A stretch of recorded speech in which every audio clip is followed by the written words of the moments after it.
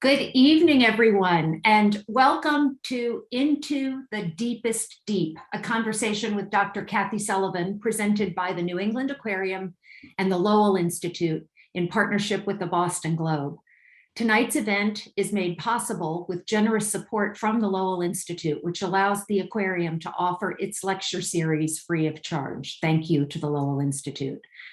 I'm Vicki Sproul. I'm president and CEO at the New England Aquarium. Our mission is to ensure a vital and vibrant ocean for generations to come. We safeguard endangered and threatened species and their habitats. We inspire people to take action, and we affect local, state, and federal policies that do the same. For those of us living on land, it can be easy to forget that the ocean is the lifeblood of our planet. It provides more than half of the oxygen in our atmosphere. Every other breath you take is thanks to our ocean. It also feeds us, shapes our weather, its currents regulate global climate, and it serves as a buffer for climate change, absorbing much of the excess carbon that we're producing. And that's especially at the top of our minds while Glasgow is happening. Given the outsized role the ocean plays in our lives, it's inspiring and surprising that so much of this vast resource remains uncharted territory. According to the National Oceanic and Atmospheric Administration, better known as NOAA, more than 80% of our ocean remains unmapped, unobserved, and unexplored. Tonight's speaker, Dr. Kathy Sullivan, is working to change that. And she wants to raise awareness about the critical importance of advancing deep sea ocean exploration and mapping efforts. She's also a dear friend of mine and the New England Aquariums. I first met Kathy on a catamaran in Virgin Gorda in the late 1990s, and our paths have continued to serendipitously cross. I'm keeping in the deep theme for a minute to say that I'm deeply honored, deeply grateful, and deeply moved to have Dr. Sullivan as part of our esteemed Lowell Lecture Series. Dr. Sullivan has the distinction of being the first American woman to walk in space during NASA's Space Shuttle Challenger mission in 1984. She completed 2 additional space flights for NASA, including helping to deploy the Hubble Space Telescope on the Discovery Shuttle in 1990. Tonight, Dr. Sullivan will discuss another historic first. In June of 2020, she became the first woman to reach the deepest known point in the ocean, the Challenger Deep in the Western Pacific Ocean. Aside from her pioneering feats of exploration, Dr. Sullivan's esteemed career includes numerous leadership positions across government, academia, and nonprofit sectors, in addition to military service as a U.S. Naval Reserve Oceanography Officer. She was even the inaugural leader of the Center of Science and Industry in Columbus, Ohio. From 2014 to 2017, she served as the Undersecretary of Commerce for Oceans and Atmosphere and Administrator of the National Oceanic and Atmospheric Administration. In September of 2021, she was appointed to the U.S. President's Council of Advisors on Science and Technology. She has won numerous honors and awards, included being inducted into the Astronaut Hall of Fame, and elected into the National Academy of Engineering and the American Academy of Arts and Sciences. Dr. Sullivan holds bachelor's degrees in earth sciences from the University of California, Santa Cruz, and a doctorate in geology from Dalhousie University in Canada, and numerous honorary degrees. Please join me in welcoming Dr. Kathy Sullivan for a conversation about her historic experience traveling to the bottom of the Marianas Trench in the Challenger Deep. Kathy. Vicki, thanks so much for that great introduction. It's a delight to be with you on screen again. We have to make sure we get together in person sometime in the near future. May COVID continue to settle out and get in our rear view mirror. That would be a lovely thing to do. But I really appreciate the opportunity to visit with you all tonight and everyone who's on the Zoom call. You know, pictures are always worth many, many, many words. So let's go right into some imagery to help you, I hope, help you appreciate the remarkable journey that I had a chance to do last year, and see it in the context in which it was created, because it is quite a story in its own right. So off we will go right away. So my story of the Challenger Deep begins with this guy on the left. His name is Victor Viscovo. He's an entrepreneur and equity investor based in Dallas, Texas, with a very interesting background. He majored at university in basically geopolitics and economics, and then went into the United States Navy as an intelligence officer for almost 20 years, and worked all around the world, but in particular in the Balkans. And along the way, probably about the last 15 or so years of his life, he's been quite an intrepid adventurer, as you can see from the pictures on the right. The upper picture is Victor sitting atop Mount Everest. He has summited the highest mountain on each one of the 7 continents. And on the bottom, you see him skiing his way across the North Pole. He's also skied across the South Pole. And if you do those 9 things, you are said to have completed the Explorer's Grand Slam. So this is Victor in a nutshell: curious, adventurous, focused, disciplined, and diligent, pursuing big ideas and getting them done. And my story starts with Victor for 2 reasons. I'm going to give you the preamble first of how his whole undersea evolution began, and then connect that to my own story in late 2019. So Victor has done these 9 things, and while he's in the midst of them, probably when he was climbing one of those 7 summits, I suspect, he asked an interesting question. He said, well, wait a minute, there's a 7 summits challenge. If there are highs on this planet, there are lows on this planet.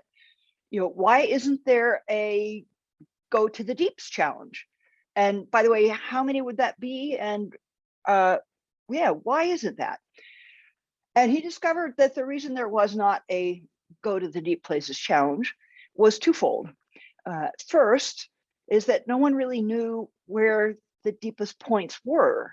There are 5 major ocean basins, so you knew the number was going to be 5. And the other thing you knew is you knew roughly where the super deep parts of the ocean are. And that's what this odd looking map illustrates. So we have flattened the Earth with Antarctica at the center here. And some of the land masses are easy to recognize. That's the tip of South America. That's Africa. Here we are. Whoops, we didn't want to do that yet. We'll go back. There we go. Sorry, folks, a little bit of screenology here. So you knew roughly where those 5 deeps are going to be. They're going to be in these little blue slivers that you see here. So this projection, besides flattening around Antarctica, has drained away the upper 20,000 feet or so of the ocean, 6,000 meters. And these little blue slivers, like here along the coast of South America, here above New Zealand, off the coast of Japan and Kamchatka, those are the deep sea trenches. And the blue bits you see on this map, the ocean below 6,000 meters, it has its own name. It's called the Hadel Zone, Hadal, because the name was taken from Hades, the underworld. So I bet your impression of this map is, gee, there's not a lot of it, is there? And you're right, in terms of the proportion of blue to brown, doesn't look like there's very much blue. Maybe 5% of the surface that we're looking at here is the blue bits. But if you translate that into the volume of the ocean, these little blue slivers contain about 40% of the volume of the ocean. So problem number 1, we didn't know for sure where they were, and Vicki alluded to the reason for that.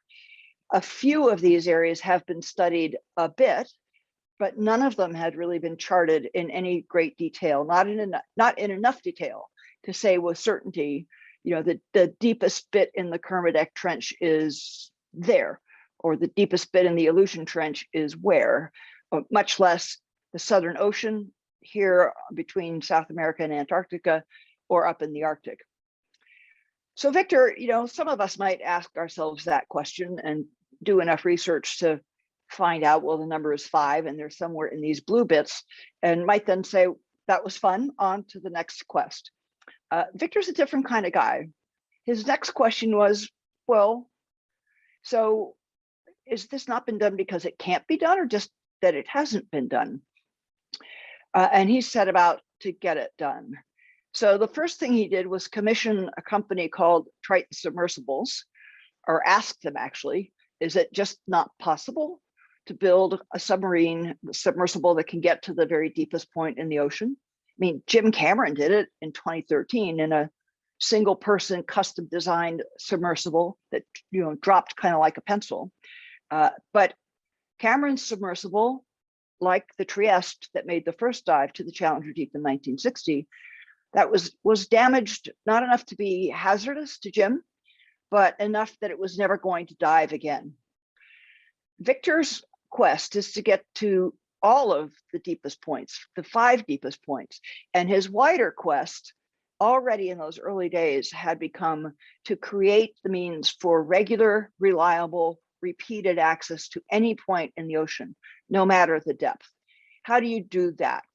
This is sort of the equivalent, if you think of the space arena, it's like SpaceX, not just building rockets that you fire once and drop everything in the ocean, you never use any of it again, but shifting to building rockets that you can use over and over again. You reuse the engine, you reuse the casing, you reuse the capsule. Victor wanted that kind of a model for this deep sea, this Hadel exploration system. So Triton was the group he approached and said, I bet you can build a submersible that could get there once. Can you build one that can go there as many times as we want? And they said, yeah, we think we can. And they set out to do just that. And then the other thing, of course, is submersibles, the only thing submersibles really do is go vertically up and down. Once they're at depth, they've got fairly limited maneuvering, maybe a couple of kilometers in any given direction. And obviously the deep places are thousands of miles away, not a couple of miles away. So you need a mothership to carry this little submersible around. And Victor went out on the surplus market and found this vessel. She had started her life as a Navy submarine hunter, a deep sea surveillance ship, a spy ship, basically. The Navy had surplused her. NOAA bought her. She was the NOAA ship MacArthur II. I'm pretty sure I signed the paperwork that released her from the NOAA fleet and put her back out on the market. And by the way, you'll see some odd names like pressure drop for the ship. This submersible is called the Limiting Factor. Victor is a real fan of the Ian Banks culture series, science fiction series, and took all of the vessel names from characters in that series. So he bought the ship to carry the submersible around, and then he equipped it with the highest precision sonar that has ever been mounted on a civilian ship. And let me amplify just a bit on that notion of a civilian ship. This is actually a private yacht, and this is a private submersible. Victor has been funding all of this with his own funds out of his own pocket just to fulfill this vision. And so in 2019, with the pressure drop in the Limiting Factor, Victor set off all around the globe and did in fact manage to dive solo into the deepest point, find the deepest points, number one, map them with good precision and accuracy, and then take the submersible and descend to that deepest point in each of the 5 ocean basins. So he completed the 5 Deeps challenge. And then he started to think about, well, now I have this system. What are we going to do with it now? What do I want to do for 2020? And he set 2 objectives for 2020. One was to go back to many of the deep places, not necessarily always the deepest point, but the deep trench in the Mediterranean, go back to the trenches around the Pacific. Again, many of which have never been dived and not particularly well explored. Let's go back, let's keep exploring, number one. And number 2, let's raise awareness both of the ocean and the unknowns in the deepest parts of our ocean, but also raise awareness of this new capacity to explore. And to pursue that second goal, he decided to take notable people to the deep points in the various ocean basins that he was going to visit in 2020. So his 2020 began, for example, in the Mediterranean, and he took Prince Albert of Monaco, down to the deep trench in the Mediterranean, and he took the son of a French submarine captain down to the very deep wreckage of his father's submarine, which vanished mysteriously on its way back into port many years ago, and they laid a plaque. And when it came to going back to the Pacific and back to the Challenger Deep specifically, he thought it was about time that a real oceanographer go do this, because there'd been two engineers in 1960 and a filmmaker in 2013, and then an investor in 2019. And gee, maybe an actual oceanographer ought to go. And it's surely about time that someone who's not white and male gets to explore and experience this themselves. And apparently he started asking around to various colleagues and said, if those are my criteria, who should I take? And my good fortune was that my name kept coming up. And so I got an email out of the blue from Victor Viscovo, who I had never met and only dimly followed in his 2019 adventures. Out of the blue, email saying, what I just told you, I'm going back, I'm going to the Challenger Deep. It's about time. And would you like to come? And as you can imagine, I said a very quick yes, but being an engineer and a scientist, I also quickly started sounding around with my sources in the deep sea world to look into just, how well designed was this sub, how thoroughly tested was this submersible, and how really well oiled a machine did Victor have in the crew that, you put two people in this little egg basically and drop it into the ocean, and then you have to pick it up again. That means it's swinging on the end of a crane for some of that time. And that's an evolution, that's an operation that you need to be able to execute as slickly as the coolest play in a Super Bowl game or the most exquisite grand ballet. Everything working in concert in the right way. And all those answers came back very, very reassuring and very solid. So let's zoom in now on the Challenger Deep. Here's a section of that map we saw before, kind of put back to the way it's supposed to look, or the way we see it in our world atlases. Here's Australia and Japan. This is the Marianas Trench. There's a bit of island arc behind it, and the island of Guam sits right about where my cursor is now. And the deepest point in this whole arc of a trench is right where that red arrow is pointing, at the lower left-hand corner, basically. And to give you a sense of scale, here's the Marianas Trench. If you could put Mount Everest into the Marianas Trench, you would still have a mile worth of water above the summit. And whenever you might next get in a jetliner and fly, a goodly distance across country or across an ocean, your height above the ground as you're flying will be at or slightly lower than the depth that we went to on this dive. We went to basically 35,850 feet, almost 36,000 feet, and you'll usually be flying about 35,000 feet. So it's very deep. And because it's very deep, the pressure, of course, is extremely high.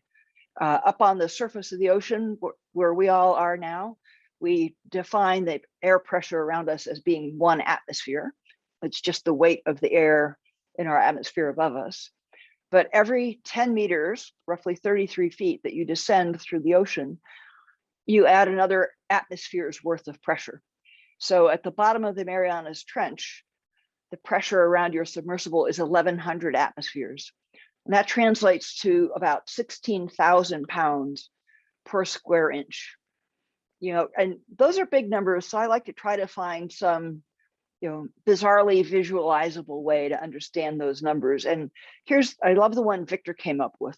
Take one each large African hippopotamus, put that hippo on a single stiletto heel, and put one stiletto heel on every inch of the outside of your submersible. That's the pressure load that's bearing in on the outside of your craft.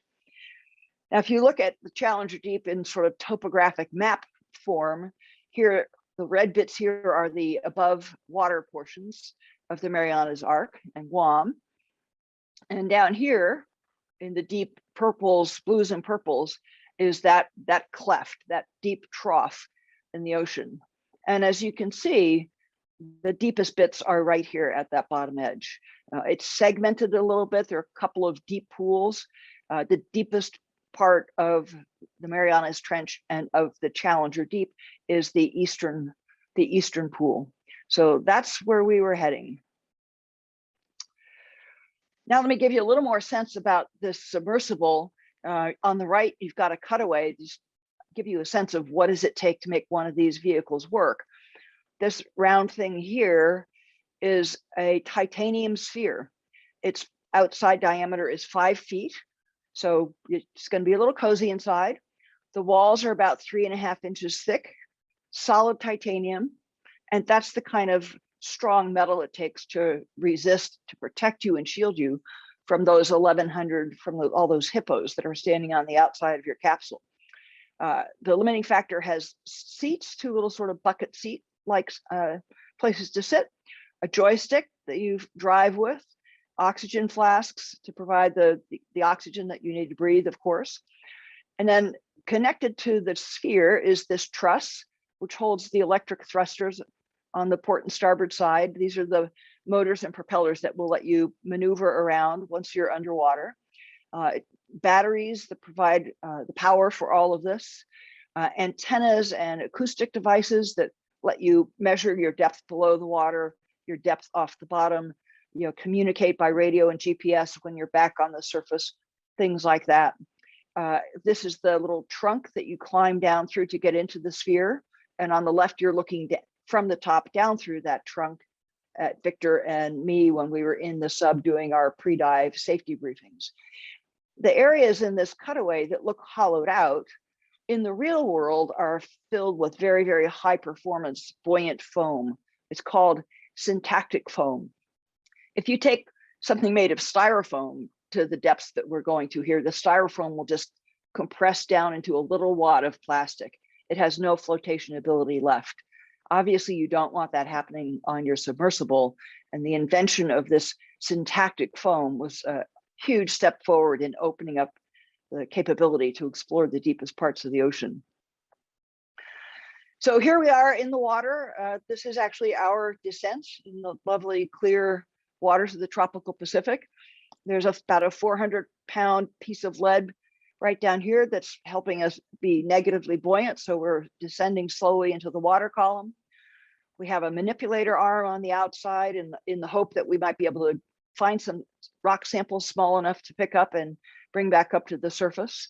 A 4K camera, which is the first one that's ever been built that can survive and operate at these extreme depths.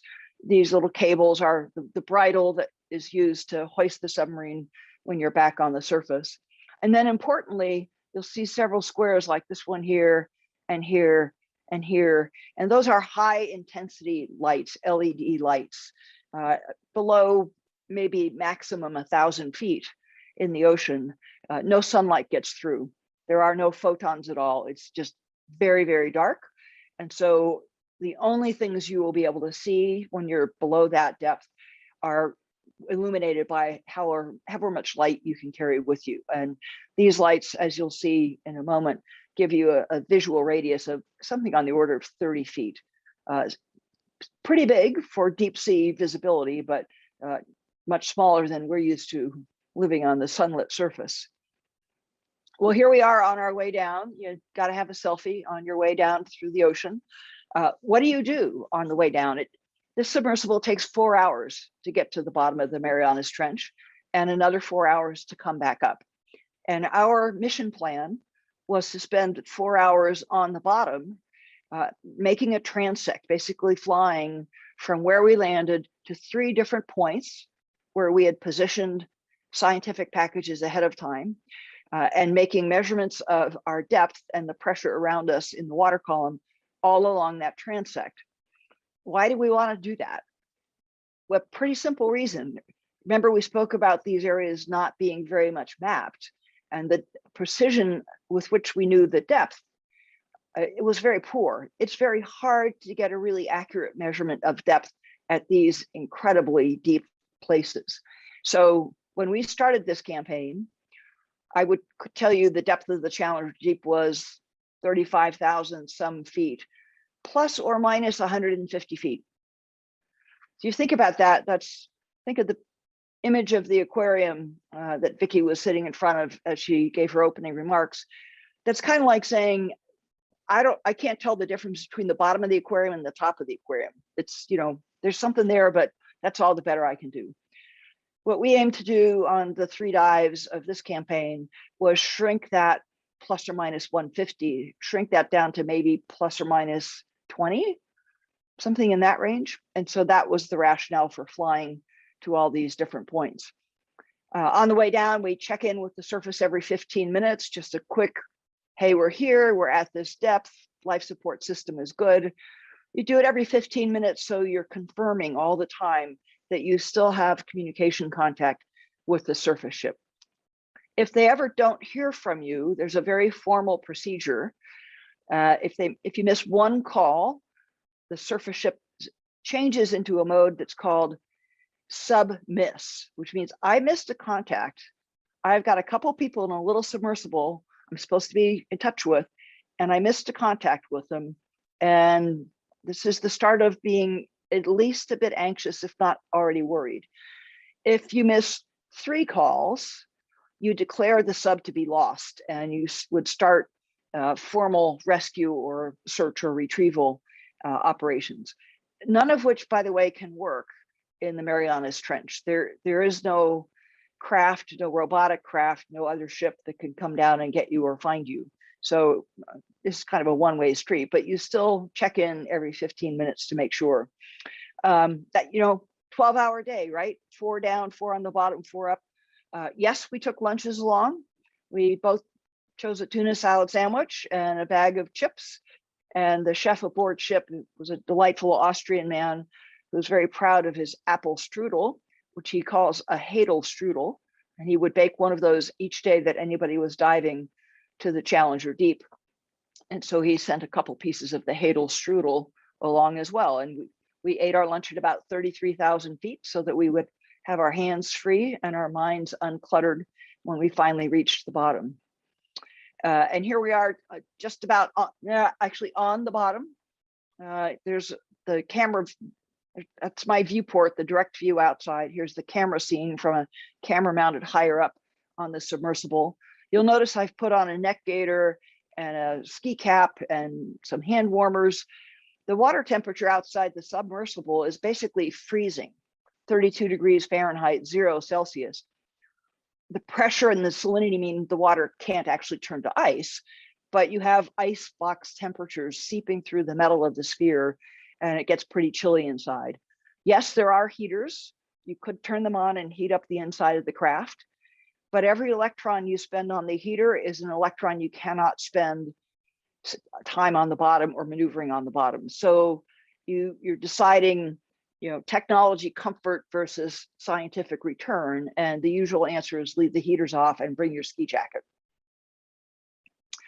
And ladies and gentlemen, here you are on the silty sediment plain in the center of the Challenger Deep Eastern Pool, now confirmed as 10,925 meters, which is 35,852 feet.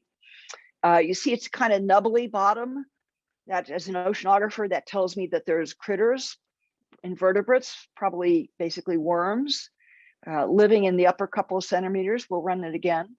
These larger objects you can see with a bit of shadow to them are very deep sea cousins of sea cucumbers. Moving along, you'll occasionally see a little streak of something white move by in the water column. That's probably an amphipod. I'll show you some images of an amphipod later. So you only have pretty small creatures down here. We're at least a couple of kilometers, at least a mile or more deeper than any fish or octopus or squid have ever been seen. It's a very food poor region, so it's going to be hard for any critter that lives here to get very big. And really, locomotion and finding other prey is not the way to go. It's usually filter feeding and living in the sediments. And so here we are, we had landed, and about an hour or so made our way to the first of these scientific packages we had put on the bottom. You can see it's got a water catching bottle here. It's got some of the same communications devices that we have on the surface. This bit here with the yellow that you can only partially see was a sediment sampler, a grab, that was actually designed by the high school, that students at the high school that Victor attended when he was growing up in Texas. And he offered them the opportunity to design an experiment, design a device that could capture some of this deep sea sediment and bring it back up. And this was its very first outing. You can see more of these white flecks now that are probably the small, several inch long amphipods that are common at these depths. 4 hours late, so right about when I took this picture, actually, we had about an hour and a half into our dive, problem cropped up with one of our batteries, and the safety systems on the submersible respond automatically to this particular battery issue. It was, again, not anything that really jeopardized us, but just out of an abundance of caution, the safety systems automatically dropped that 400-pound weight I mentioned earlier. This submersible is now buoyant. It's now become a bubble again. And so it begins its slow rise back to the surface, the start of our 4-hour return to the surface. And as we did on the way down, we checked in every 15 minutes with the surface. On the way down, we were talking a good bit about, we were kind of getting acquainted and just chit-chatting, but we were also talking a bit about what we were going to do on the bottom, reviewing the plan, thinking it through. That's all done on the way up. So how did we spend those 4 hours? And the answer is we watched a movie. Victor invited each of us that was going to dive with him on this expedition, the 3 people, to pick whatever movie we wanted to watch on the way back to the surface. One of the people picked sort of a Creatures of the Deep Sea semi-horror movie. I went for an oldie.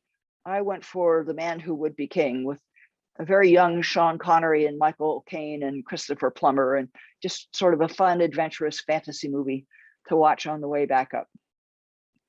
And so 4 hours later, voila, here we are, back on the lovely surface, ready to go. And just 2 weeks ago, one delightful result finally made it into print from that scientific work that I mentioned. And this paper appeared in Deep Sea Research, as you see. It's open source, available online. Feel free to look it up. And revising the depth of the Challenger based on our the Challenger Deep, based on our transects, laying out the methodology, which is much more complex than you might think. You have to account for gravity and tides and atmospheric pressure at the surface, and a number of other factors.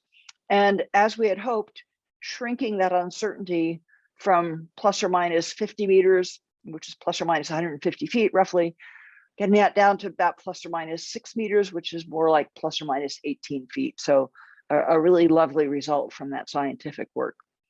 So that's the story of my own dive. Let me tell you a little bit more about the creatures of the deep. This is that same scientific lander I showed you before. On a different dive, when we put it down, it woke up one of these little critters, one of these little invertebrates that was resting on or living in this sediment somewhere. You can imagine this huge thing lands on your head. You've never seen one of these before. And whichever critter this is, it's a polychaete, had the good grace to swim right up through the camera field of view. So you can make a number of interesting observations about this guy. Moving with a full body undulation. So these little cilia that you see are clearly not for locomotion. They probably are feeding tentacles, feeding cilia. The body is everything is albino or translucent. Again, there's no light down here, so it doesn't biologically make much sense to spend energy on color, on pigment. So you'll find almost all of the critters at these depths are albino or translucent. And this yellowish object that you can see here is indeed inside this bristle worm, and that is the stomach and intestine. See-through critters in the deep sea. Well, Victor has not only dived the Challenger deep, but other places in the Marianas Trench. And here's from 7,000 meters. So this is 4 kilometers less deep than we were. He's put some bait down to attract the scavengers, because scavenging is how one survives at these levels. So you see slimehead or rat tail fish. You see different crabs and amphipods. Here's some more amphipods scooting through the water, and this really rather large, probably about a foot, maybe even a foot and a half long crustacean scooting through the scene. Checking out this mackerel that was put down as bait. And picking up other scavengers. If all else fails, grab the guys that came out to feed again. Here's another slimehead fish. Here you see some of the amphipods and the isopods moving around on the mackerel. There's a fairly big guy in the background there. And just a sampling from some of the other stills that have been collected over all of Victor's expeditions. Victor, of course, does not do all the science himself. He's brought together a team of oceanographers led by a specialist in the Hadel Zone, whose name is Dr. Alan Jameson. Alan's based in Newcastle at Newcastle University.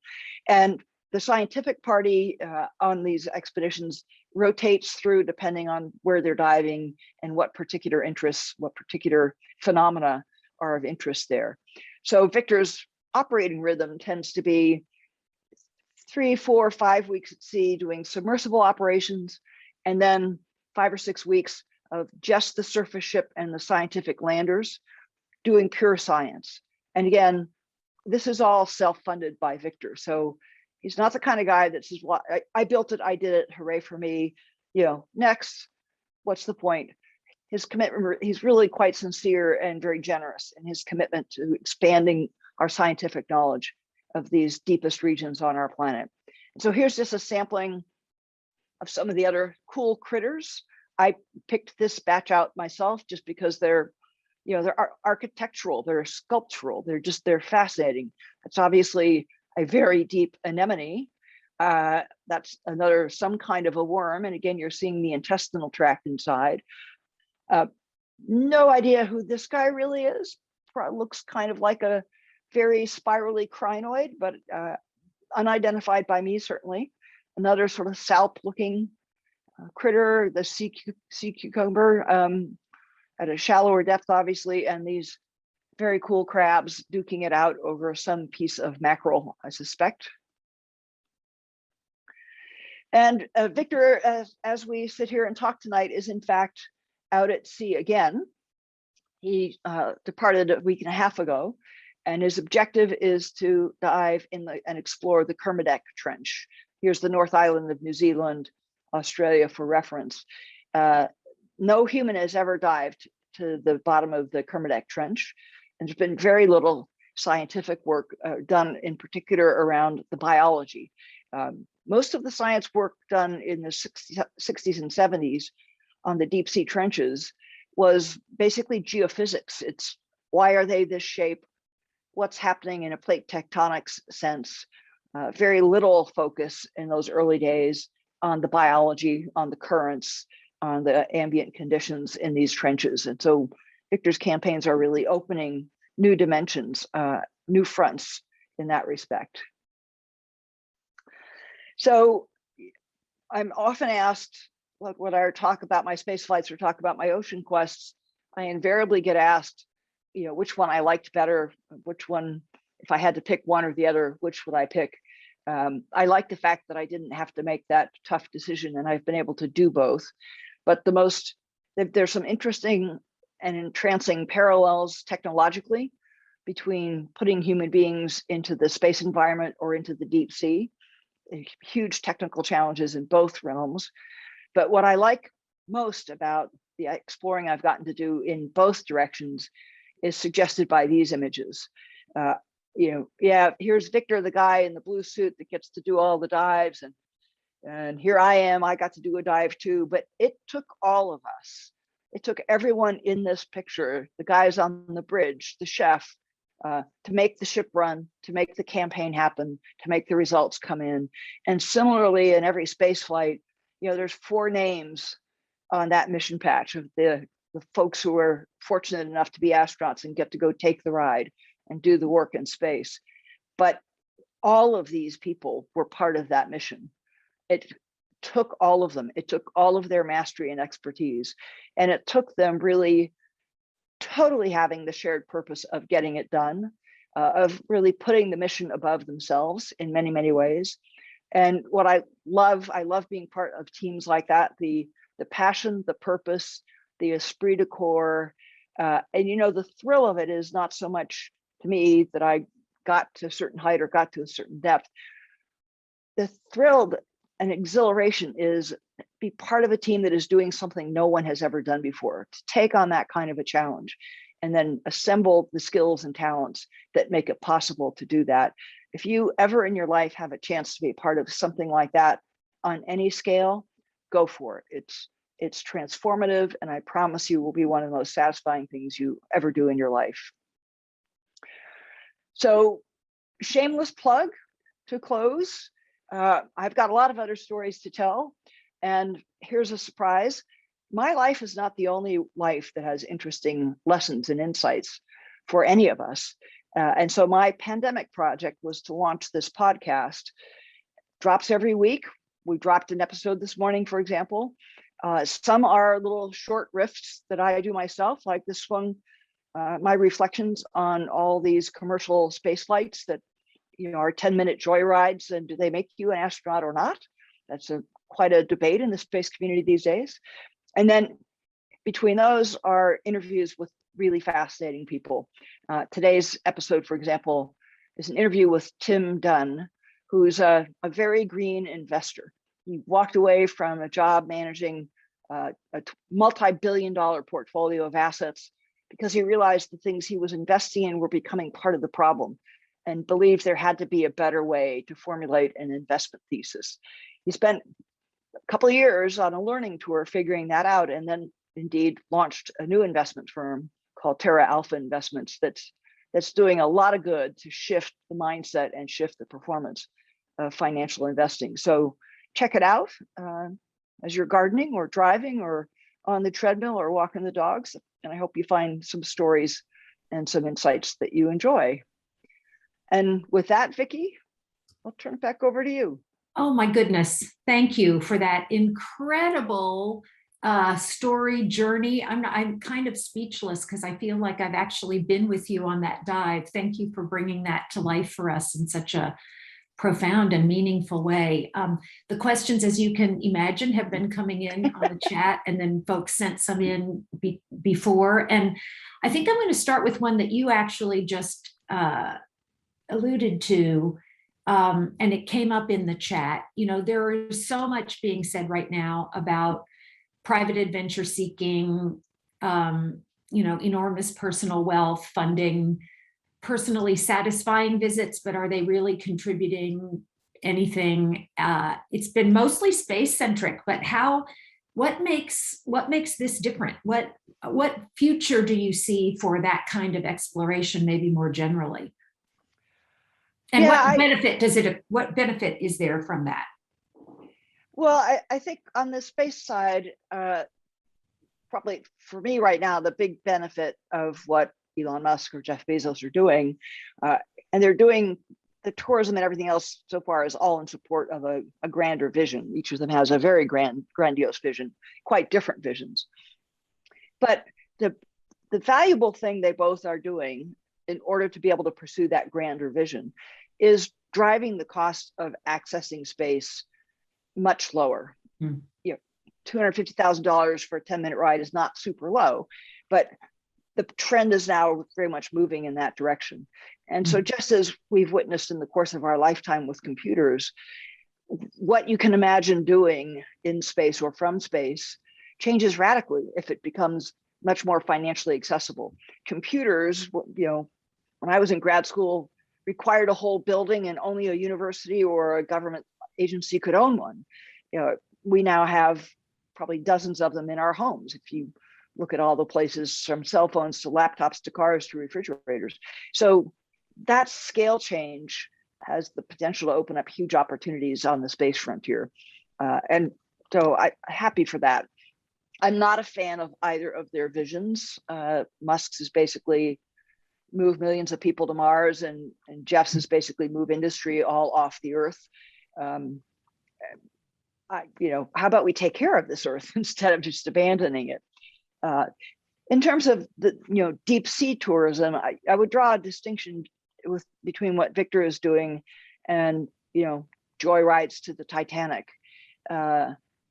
Victor he has charged some people for the ride to the deep place of the ocean, but he's done that in order to plow those funds back into the scientific campaign that he is again funding out of his own pocket.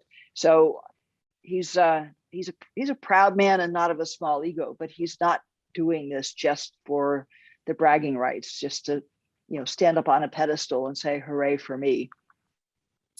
Awesome, thank you. So now I'm going to change this completely. So here's a question that came in the chat. Dr. Sullivan, as the father of 3 young girls who have huge interest in the sciences, do you have any particular advice for them? Thank you so much for sharing your amazing experiences with us. You are a rock star. Oh, thank you very much. I'll start with a little bit of advice for you. Be their favorite and best co-learner. I think the coolest, I had a father who was very much like that. And of course, at very young ages, he knew everything I could possibly ask him, he knew, but he never just pronounced the answer. He always sort of made it let's think about that. How could we do that? And was sort of helping me learn how to use that muscle, that figuring it out muscle. And that's an invaluable skill, but the critical thinking skill. So you can be their very best partner in that kind of learning, and that'll carry them a long way. And if they've not already reached the teen years where peer pressure really builds in on little girls to not be too smart, the main thing is to be cute and be popular. Don't be too smart. Don't be too ambitious. If you've been their exploring partner and they know you love them even when they're curious and determined and everything else, that's the best inoculation you can give them against that peer pressure. The advice I would give to them, I think in a nutshell, is when you do hit those temptations, maybe let's just go to the mall, let's just hang out, let's just be like all the other kids. Be you, and maybe those kids around you at that moment, maybe they're not going to be your lifelong friends. Maybe the next Sally Ride's going to be your lifelong friend, or maybe the next Vicki Sproul. Or so, think about who you want to be spending the long part of your life with. What kind of people doing what kinds of things, and steer towards that. It takes, you want to master something to really have a satisfying and successful career in your life. So do know you're going to have to invest your time and energy in getting really good at something, and ideally find something that you're having so much fun learning about it, it doesn't even feel like it's work. That's one that will take you far. Excellent. So this question is a little more philosophical. Many astronauts have talked about the overview effect when they saw the Earth from space. Is there any similar effect or other kind of effect you experienced during the deep sea expedition that shifted your perception of our planet? Yeah, I'm kind of the wrong person to ask because I've basically been an Earth scientist since my earliest days. So I came to both of these experiences having given a lot more thought, not just study, but thought to these kind of issues before I had the experience. I think 2 things I would say. In both cases, you're doing something that takes you so far out of your normal experience. And that's really what the shift is. I don't know that it's per se you saw the Earth, but everything you know of a frame of reference is not applicable when you look out the spacecraft window. And that bends your mind and shifts your perspective. In the deep sea, obviously you don't get that vast panoramic view and sense of a whole. But what I have found mesmerizing every time I've been deep in the ocean is that it is just living everywhere. And you see evidence anywhere you go of how absolutely interconnected everything on our planet is. So in the Challenger Deep, if we could have grabbed that little guy that swam up through our camera and brought him up to a laboratory, odds are we would find microplastics in his gut. Microplastics have been found in the guts of animals from every trench that's been sampled. We saw strands of fiber optic cable on the bottom of the Marianas Trench from earlier scientific expeditions. And Victor, over his now 10 or so dives, has seen physical trash, isolated bits of physical trash. So I don't care how distant and irrelevant to you think the bottom of the Challenger Deep is, I guarantee you, you and everything living in your world and on this planet is intimately connected to that place. Wow. Wow. Okay, so this is going to be a, well, I don't know, I won't pre-response. If you were tasked with just dividing up a fixed sum of funding between space and oceanic exploration, what percentages would you award to each, and what are your reasons? I always think of this one in terms of actual federal budgets. NASA, at its current budget level, gets something like 7/10 of a penny from each dollar in the US budget. And NOAA, really our premier scientific exploration group for the ocean, NOAA gets more on the order of 3/10 of a penny. If you put me in charge, I would round up and give at least one full whopping penny out of each dollar to both of those organizations. And that sounds trivial, but it's such a multiplier on the level we're investing now. It would be quite transformative. We should be, I believe we should be exploring and studying our oceans at least at the same level of intensity and passion and investment that we are the space environment. Space is not going to save us. I don't believe space is going to save life on this planet or human life on this planet. It can help us understand the planet. What will save us is only if we make wiser decisions. And we know so little about the ocean and how it really affects all of our life. It's really shameful that we don't spend more time and effort being sure we understand, as you put it, Vicki, this is like the primary engine of our planet is the ocean. Yeah. No astronaut would neglect such a vital component of their life support system. Right. So this is another question. So how could Victor's expeditions perhaps be used to stimulate more government investment in deep sea exploration, in deep sea exploration? Do you see that happening, or are you optimistic about more funding? Like what's the future look like? Yeah, I'm guardedly optimistic about some more funding. And I do think, there are other private individuals out investing their own funds in exploring the ocean and supporting scientists, the Schmidt Ocean Institute, Ray Dalio and his Ocean X. I think the virtue of what they are doing is they're working opposite to the normal government funding model, which has become very cautious and very incremental. So you're not going to get National Science Foundation or NOAA to fund you to go somewhere that's just plain unknown, because you can't answer for them. What value will you bring back for having gone there? Interesting. So I think that's the potential value of all of these folks, is at least sustaining some degree of what I call betting on the individual. Alan Jameson's a smart guy. Help him do the science, the Hadel Zone science that all of his accumulated wisdom and experience says is the next valuable thing to do. So I think I know the answer to this, but I have to ask, how concerned are you about the future health of our oceans, and what more needs to happen that we're not doing enough of? We should all be very concerned about the future health of the ocean.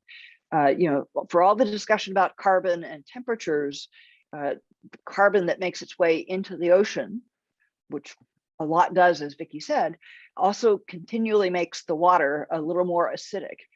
And many of the critters in the sea that make the bottom of our food chain, our food chain and our oxygen chain, they live in calcareous shells. They make, carapaces and shells out of calcium carbonate. As the ocean gets more acidic, it becomes impossible to make calcium carbonate.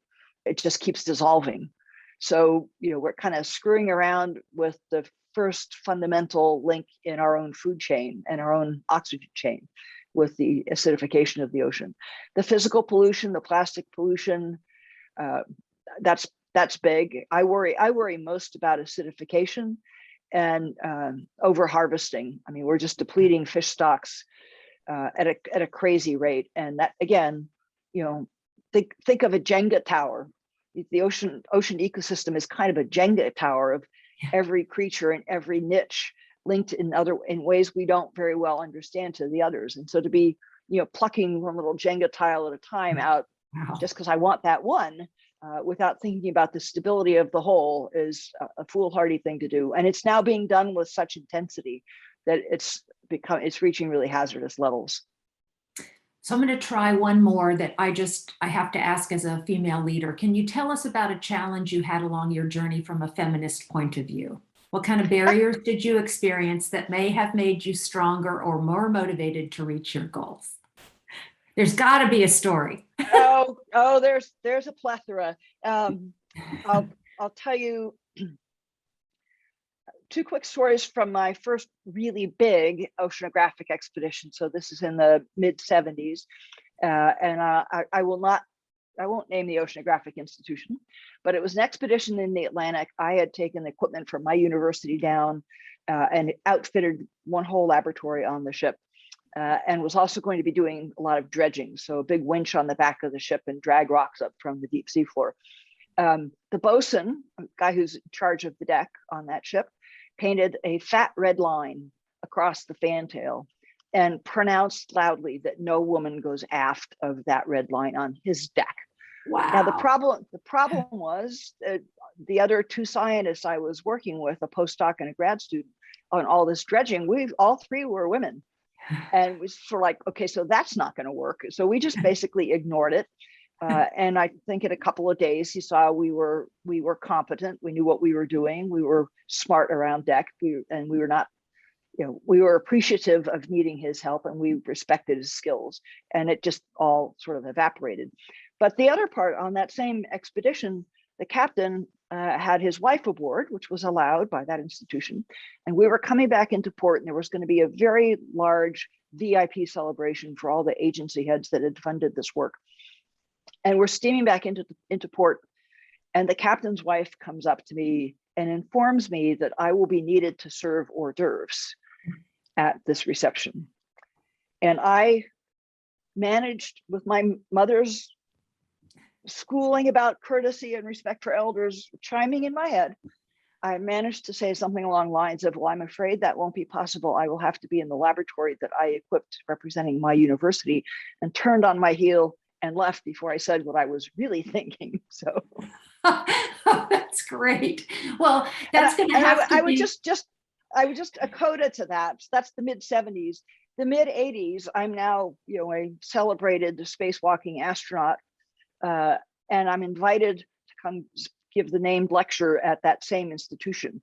And so I'm looking at this 10-year span from I'm not welcome on ship. I'm expected to serve hors d'oeuvres, and I'm not allowed in the submersible, all just because I'm the wrong kind of person, and really treated, like grunt work, not like a researcher. And 10 years later, you can't have enough of me. Oh, I like ending on that note. That's awesome. Thank you, Kathy. Thanks for sharing this past hour with us, and for helping to educate us on the challenges and the many benefits of deep sea exploration. We're so grateful to you for your pioneering accomplishments, for being here with us tonight.